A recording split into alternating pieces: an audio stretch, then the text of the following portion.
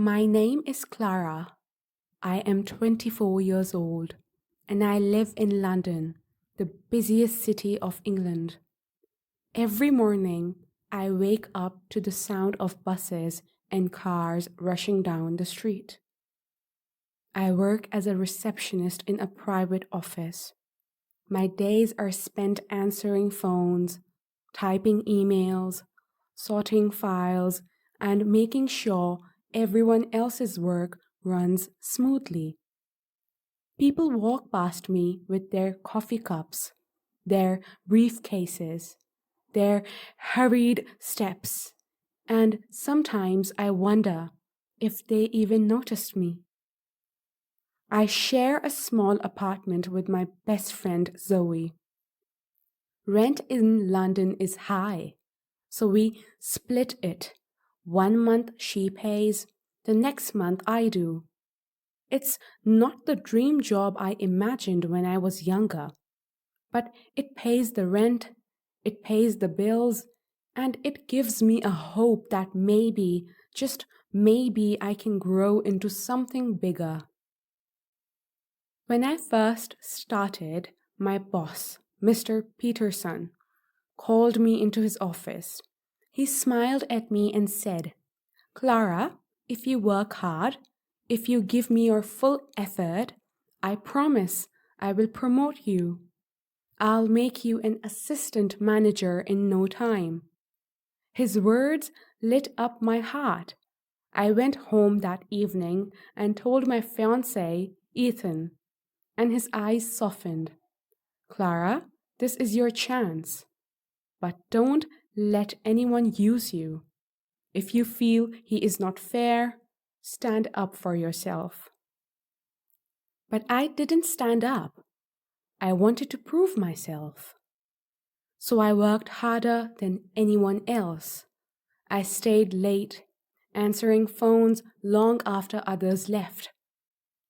I ran coffee errands. I cleaned files that weren't mine. I even helped coworkers finish their reports just to keep things smooth. Some of my colleagues noticed. They whispered, half joking, "Clara works like she owns the place. Does she ever go home?" I laughed with them, pretending it didn't sting. But inside, I told myself, if I give everything, he will keep his word. He has to. One Monday morning, I walked into the office and saw everyone crowded around my coworker Sophie's desk. Balloons, flowers, congratulations. Someone said, "Assistant manager, you deserve it, Sophie." My smile froze. Assistant manager? That was supposed to be me. The position my boss promised me. I clapped with the rest, trying to look happy. Sophie looked proud, and she should have been. It wasn't her fault, but my chest burned as I walked to my desk. Later that day, I went into my boss's office. My voice shook. "Sir, you promised me. Why did you give it to her?" He laughed. He patted my shoulder and said, "Don't worry, Clara. Your time will come. You just need to be patient." I swallowed my tears. That night, when I told Ethan, he looked at me with sadness. "Clara, open your eyes. He's lying to you." But I shook my head. No, maybe next month, maybe he means it. Months passed. I worked harder. I skipped dinners with my parents. I missed my little brother's birthday. I carried work home on weekends. At the office, people noticed my effort.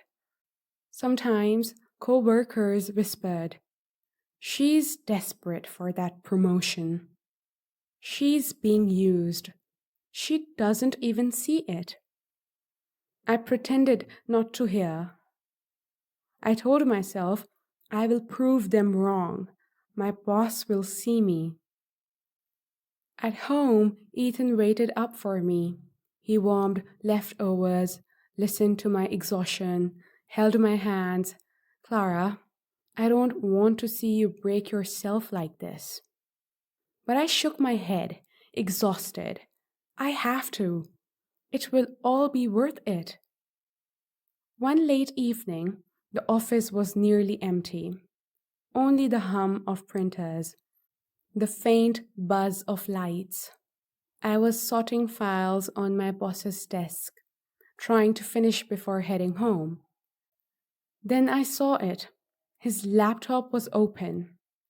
An email window glowed on the screen. I wasn't snooping.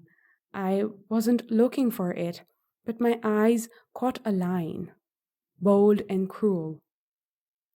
Don't worry about Clara. She thinks I will promote her, but she is cheap labor. She will keep working harder if she believes in that hope. I froze. My hands shook. My breath came short. I reread it again and again, my heart pounding louder with every word. All those nights, all those hours, all the birthdays I missed, all the times I thought he believed in me. It was all a lie. I staggered back from the desk. My chest tight. I couldn't breathe. My legs carried me out of the office, down the hall, past the glass doors. Outside, the London air was cold. I leaned against the wall, my hands covering my face. Tears came hot, unstoppable. My sobs echoed in the empty parking lot. Everything inside me broke. The next morning, I didn't go in. I couldn't. Ethan held me while I told him everything. His voice was soft, steady. Clara, this is why I warned you. But don't let his lie destroy you. Walk away with your dignity. I nodded through tears. For the first time in months, I believed him. The following day, I returned to the office one last time. The hallways felt different. The same white walls, but colder, heavier. My coworkers glanced at me, whispering, sensing something in my steps. I went into my boss's office. He leaned back in his chair, smirking. Are you sure about this, Clara? You'll regret leaving. I placed my keys and ID card on his desk. My hands no longer shook. My voice was firm. No, I said. The only regret I have is trusting you. I turned, walked out, and never looked back. He lied. He broke me with one lie. But I am still here.